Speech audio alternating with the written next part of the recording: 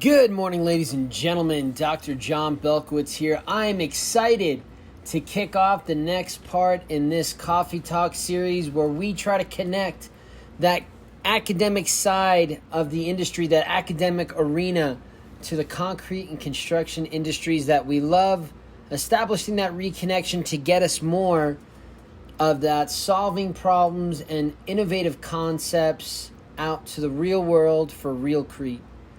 All right, so let's get into it. For this session, what we're going to do is how to read a technical paper. Now, I try to read at least one technical paper a day, 5 to 7 technical papers a week. And sometimes I don't finish all of them. But what I try to do is always be on the cutting edge and identify the state of the practice and the state of the art and if there's any changes in it. And that's what this is targeted at, to identify what we can gather from a technical paper. Next slide.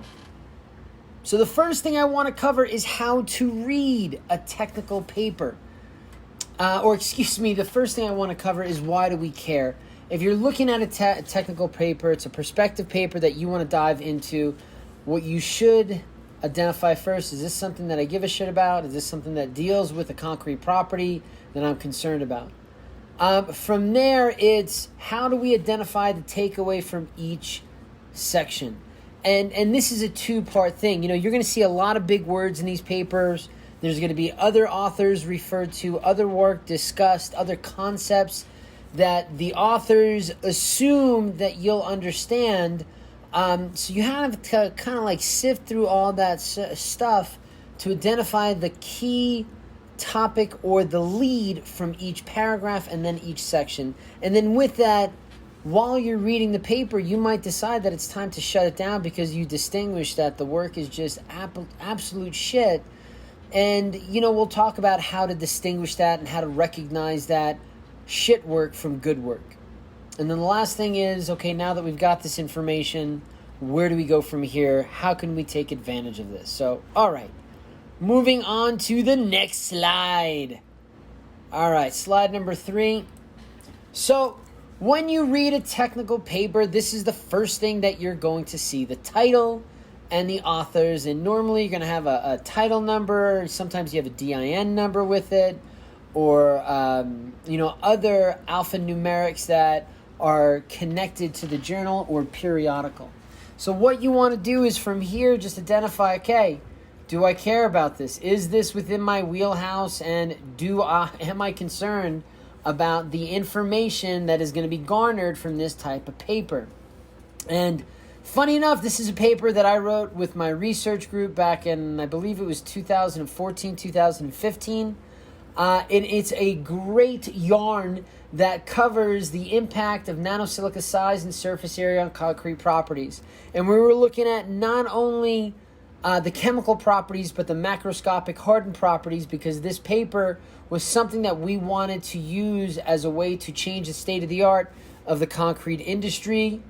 Next slide. Oops. Next slide. There we go. Second chance. Okay. So now we get to the abstract and the keywords. And this is the second piece that you want to dive into. And while there are many pieces of a technical paper that you might be able to skip over, the abstract has a lot of the takeaways that you want to try to garner from this paper that are going to be helpful to you. Now, again, because I wrote this paper, I have intimate knowledge behind the abstract and how it was written and why it was written. And what I wanted this to be was something that anybody could go to, dive into, grab information from it, and decide, hey, do I need to read this paper? Is this going to be important, not only from my bookcrete, but my labcrete and realcrete? So what I did in this is I tried to give you a bird's eye view of everything you're going to get from this paper. I start with, okay, we do this chemical analysis. We do this hydration, strength, and permeability analysis. We not only look at the compressive strength, but the modulus elasticity, and we do that using 3 different types of nanosilicas at 4 different dispersions. and we really connect the microscopic properties to the macroscopic properties. And that's what you should see in the first half of this abstract. It's why we did what we did and what we did to what we did. That kind of sounded confusing. So why we did and what we did. And then in the latter half of this abstract, you have a lot of the results. It goes into the larger particles, exhibited higher level of enhancement in the cement composites with compressive strength, increased by more than 20% of the references. And then it goes into some of the negative stuff, like the smallest particles, while at the lowest dosages exhibited some awesome stuff. Once we went to the higher dosages, we saw reductions in strength, and that goes to another research paper that we did on poor dispersion properties of too much nanosilica. And then we ended off with the bang for the buck, the biggest number. I remember when I was in the military, anytime we wrote these packages to go for certain awards, you always wanted these big numbers right towards the end of that description, because it really just gave you the most bang for your presentation buck. And here I say that the electrical resistivity is increased, which of course has a hand into permeability, by 700%. And with that, we're going to have a denser concrete specimen. So all of this, and what you should get from every aspect or abstract, is that bird's eye view. And really, by the end of the abstract, it's either, damn, I need to dive into this paper now, or this paper is a waste of time. Okay, next slide. So, oops, I forgot I did this. So, the takeaways from this, I just mentioned it. Sorry, I'll do it right from here on. Next slide. All right, so the next slide is the introduction. Now, all of this stuff, it's going to seem really, really weird. It's going to be blurred out. And I'm even mishmashing some of the paragraphs and some of the tables, so I'm changing it up. And the reason why I'm doing that is because I don't own this ACI technical paper from the ACI Technical Journal, Material Science Journal, Materials Journal. ACI owns it, so you got to go purchase it from them. I can tell you about it, and I can show you the abstract, the title, and the authors, because that's really what they offer. But all in all, I can't steal the article and give it to you for free. You got to go buy it. So we'll make sure to include the link. Okay, so in the introduction, you should have the background, everything leading up to this research. This is the portion where the reader is convinced that this is a worthwhile topic to dive into, and you're given any background information, any collateral that might be assumed but is important for you to understand as we go into why we need this research, what are we exploring here, and what has been done in the future that leads up to what we're doing in this project. And for this, what I did is I went into, what is nanosilica? What is nanosilica in concrete?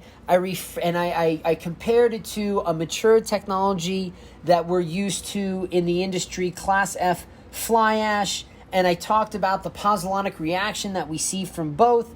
And I went into why we give a shit about pozzolanic reaction, what it does for the calcium silicate microstructure, the fibro-like morphology, and how this pozzolanic material, this Class F fly ash, enhances the strength and durability of concrete.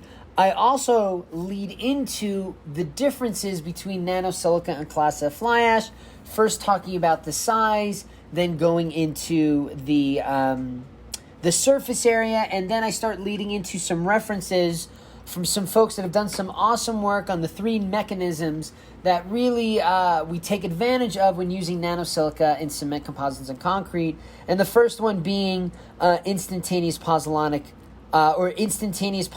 reaction. Then after that, it was heterogeneous nucleation, accelerated cement dissolution. So first I referred to Land and Stephen et al. For their instantaneous pozzolanic reaction, this calcium silicate hydrate seeding effect. Then I jump over to Bjornstrom et al. And I talk about this accelerated cement dissolution. And then finally, I dive into heterogeneous nucleation, and I really look at the mechanical and electrical side of the nanosilica particles in solution, and talk about the electrical double layer and how when we have a smaller electrical double layer, things will want, or smaller force field, things will want to grow on other surfaces. And with a larger force field, it takes a lot longer for things to grow on other surfaces. So, I mean, really just giving a background as to why nanosilica is going to be better than other microsilica or larger chemistries or materials out there to enhance concrete. So my takeaway from that is, I remembered. My takeaway from the introduction is this is the foundation of the research. This tells you, okay, where we are in the industry, what is available, what is the state of the practice and the state of the art, and what do we need to change that state of the practice and state of the art.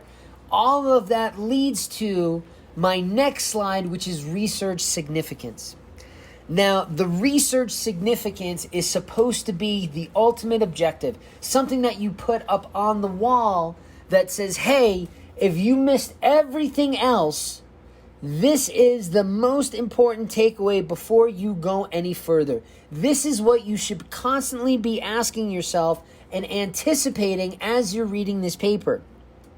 So the goal of my research was identifying the impact of nanosilica size and surface area on these properties. And this hadn't been done before. People had used nanosilica for many, many years, but what they had done is they had used it blindly as similar to silica fume, microsilica, or class F fly ash. Basically closing their eyes, throwing it in the back of the mixer, the back of the truck, and saying, hopefully this works. Not really looking at the nanosilica surface area and an instantaneous pozzolanic reaction and the positive and negative benefits that'll come from that. So that's what was unique to this research and this analysis, and all of this was geared toward the potential commercial use of nanosilica in the concrete industry to facilitate, a stronger and more durable concrete. So this project was not research for the sake of research. It was research for the sake of making concrete stronger and last longer. And that's realcrete, not just bookcrete and labcrete, although that was taken into account. Now, we had to do some labcrete, and there was some bookcrete, all that jazz. So the takeaway item, what you should see from this is what is important. Why did we do this? Is this something that's going to have significance just for the laboratory, or is this going to have a global impact with a localized effect? And when I say localized, it's to our concrete mixtures. And this is something that, even if it isn't spelled out, this is something that you should look for. And if you can't identify what the significance of this is, you shouldn't waste your time on it. Okay, next is materials and experimental procedures. I'm okay with you skipping this section. Now, I say that with trepidation, and I say that with a little bit anxiety and angst in my belly, because I don't want you to skip anything. But in this section, what you're going to find is exactly what it says. The materials used, the cement, the rock, the sand, not only that, but also the high-range water reducer, and of course, the nanosilica that we took advantage of. And here we took advantage of 3 different size nanosilicas at 4 different dosages, and those dosages were based on an initial dosage of class F fly ash, so that was also presented in here. What we also presented is the way we made our samples, the way we cured them, and the types of tests that we did, when we tested them, and how we tested them. The ultimate purpose of this portion, the takeaway from this portion is, can you recreate it? And this is where I feel like you should really take out your bullshit meter. If you're reading this portion and it's like, man, this doesn't seem like it would work in the back of a mixer. I mean, assuming for a second this said that I was taking 3 gallons of a 3 to 5 nanometer particle and I was putting it into 150 pounds of concrete, maybe instinctively that doesn't seem like it's something's going wrong here, but it should be something that turns your head a little bit. Or if there's something outlandish or just an anomaly about the way they do the mix design, the curing, the making, the breaking, anything like that. I remember years ago when I was working on this, I was working with an advisor that I had at the U.S. Army Corps of Engineers, and he had just been hired a couple years beforehand from a prestigious institute on the East Coast, and been working in my career field, cement composites, or my interest, cement composites and concrete.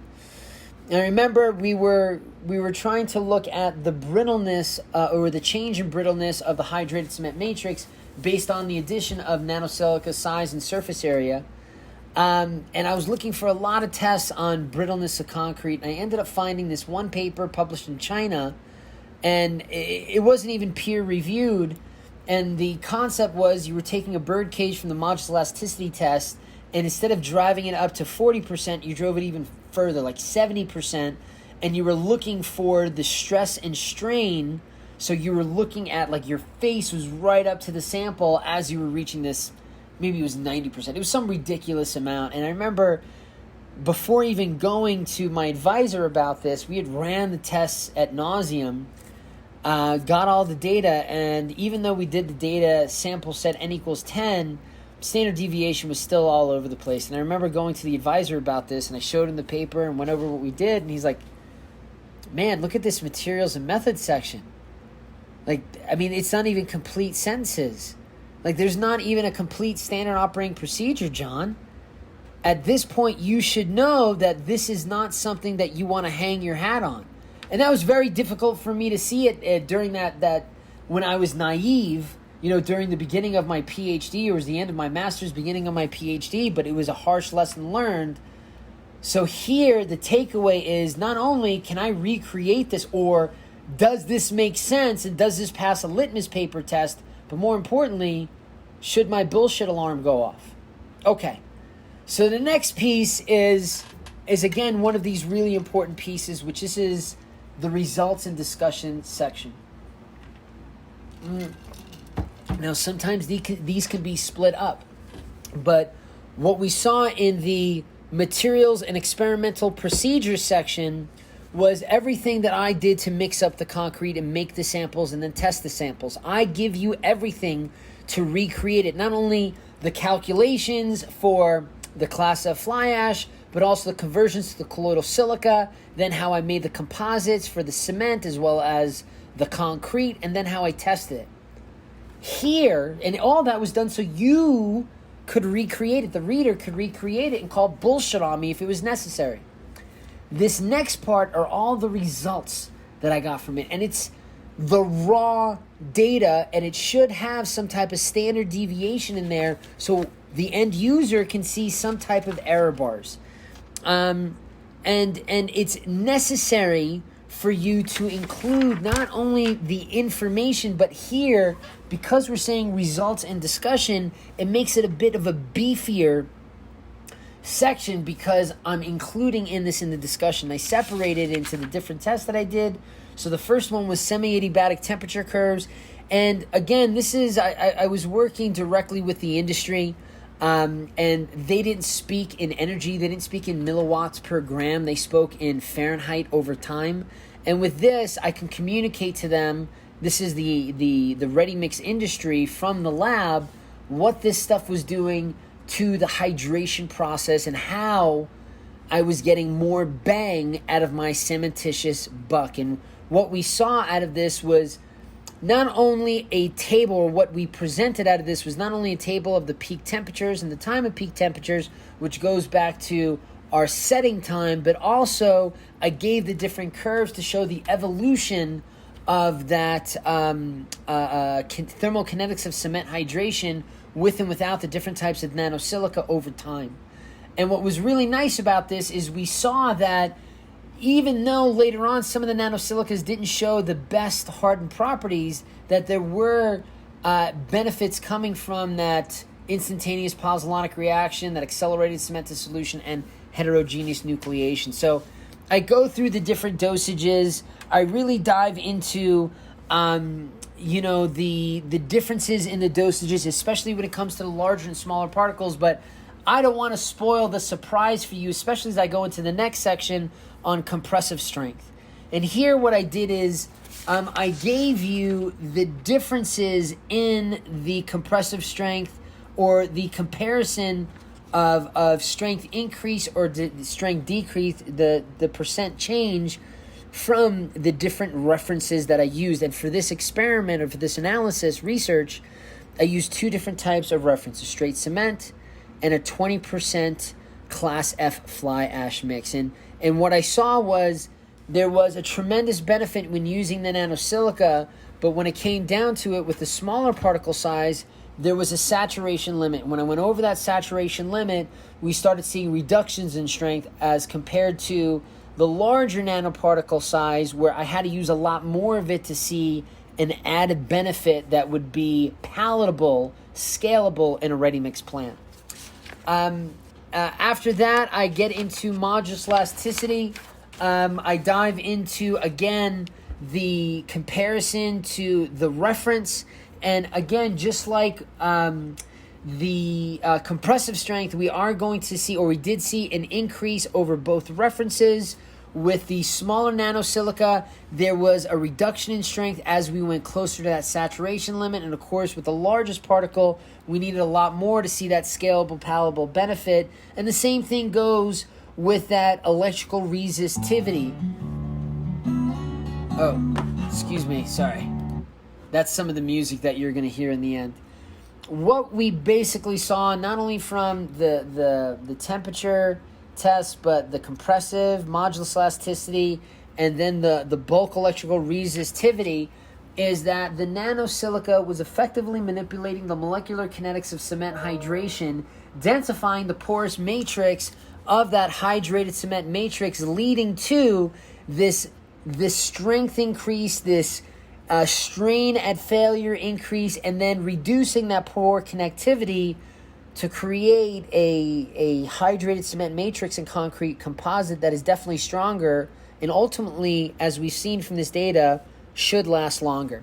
So the takeaway from this, what you want to see is, okay, it told me that I should see something in the abstract. In the introduction, it gave me the reason why we're doing all this shit, the background that goes into it. It led me into the research significance, where the research significance gave me the heartbeat of this paper, the lead, what I should expect and what I should use as my EKG monitor when I see a heartbeat, or when I look for a heartbeat. It should be based on the research significance. And then we go into, hey, if you want to recreate this, this is what you need material-wise, and then testing-wise, and then making the samples and breaking the samples. So we've gone through the results and discussion. Now, what we've got to take from that is the backbone. The backbone, especially since we have the discussion, the backbone holds up the body. It allows the body to move. It allows the body to defend itself. It allows the body to be on the offensive. And it also allows the body to negotiate time, to sit and think. It is really everything that is holding this paper together. That is what your takeaway should be from it. Now, I wouldn't scan this section. I would dive into it deep, because in this section, you're going to see the author's ability to truncate data and pull the important pieces from the data and really figure out if the author is talking about the data at hand, or if the author is doing some magical hand waving. That's the takeaway. The last piece of it, the summary and the conclusions, is really a place where you can go to right after you read the abstract. If you have no time, I would go title, author, abstract, summary, conclusions. And in the summary conclusions within this paper, what I wanted to do was bring it all together, that you didn't have to read the whole paper, that you got everything that you needed from this one section to include the phenomena that was going to help you in the field. Because remember, the research significance of this is that this information had a commercial application to it. So when you read my summary and conclusion, you're going to get the idea of, can I apply this to my mix? Can I go back to that experimental section and say, is there something that I can take away a dosage rate here that I can apply to my next lab trial or plant trial? It's very important to be able to connect all these sections. All these sections need to be able to not only go from front to back, but from back to front. They need to support each other in every way, not only through information, but also through transition. Now, the takeaway from this summary and conclusion is to use nanosilica to get beneficial micro and macroscopic properties. You need to be cognizant of the impact of this nanosilica size and surface area. And if you're not cognizant of how much nanosilica you're putting in per the surface area, you might not get the benefits that you were planning on. And in fact, you could cause the environment for concrete premature failure based on poor connectivity increase or percolation increase. So when you're looking at a summary, when you're looking at a conclusion, you need to be able to say to yourself, have I reached the point where this paper has taught me something? Now, granted, I get it that there are going to be some big words. I think I used the word effectiveness, agglomerates, even modulus of elasticity, or a modulus elasticity, or poor connectivity, or percolation, even microstructure. Those are nasty phrases. So get a dictionary. When I read a paper, I have a dictionary at arm's length. So at any point, if I don't understand the verbiage, if I don't understand the vernacular, if it's a little bit beyond my education, that's okay. There's no shame in that. If you don't know that the word autogenous means coming from within, look at the F up and write it down. And eventually you're going to learn the word. You'll be able to internalize it and use it, blah, blah, blah. But a lot of these authors, they're not trying to sound smarter than the contractors that I'm talking to right now, or engineers and architects alike. It's just that I remember I was once, it was a holiday, and I was making this sauce that my dad traditionally makes since we were kids, and my sister was standing on one side of my dad, and I'm standing on the other side of my dad. It's called charoset, and it's a combination of apples and walnuts and bananas and wine, and Dad started putting some, and it's like a goopy stuff, and Dad was putting in some honey, and he's mixing it up, and I was like, honey, huh? Oh, it's a good idea. Is that because you're trying to change the viscosity of the charoset? And my dad stops stirring, and my sister says, what did you say to me? Or what did you say to Dad? And I said, are you using the honey to change up the viscosity of the charoset? Are you trying to increase the charoset's resistance to lateral shear? And both my dad and my sister look at me, and my dad goes, don't ever talk to me like that again, man. Now, I wasn't trying to be rude, but I was using words that my dad and my sister weren't used to, and it's something that I use every flipping day.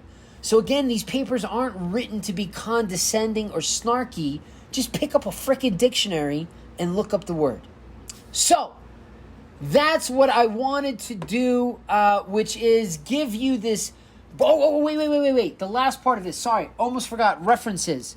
This is another great way to see if people are bullshitting or if they know what they're talking about. If you look through their references, and a lot of the papers don't make sense that these folks pulled from, and if you start opening up some of these papers and reviewing these papers to the point where somebody referenced them in their paper and it just doesn't make sense, then that probably means a person didn't do a good job not only writing the paper, but more than likely doing the research and the analysis.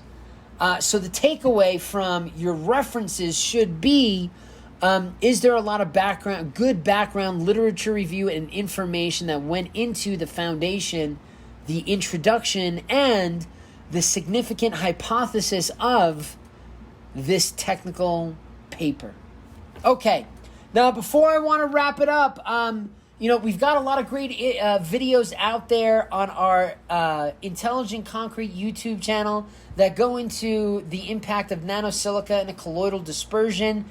Please take the time to check it out, whether it's looking at using colloidal silica for recycled concrete, or if it's looking at it for other mechanisms, whether it's strengthening concrete to resist the deleterious nature of alkali silica reactivity, or to help out the concrete be more resilient to segregation, especially for working with those self-consolidating concrete. So, awesome.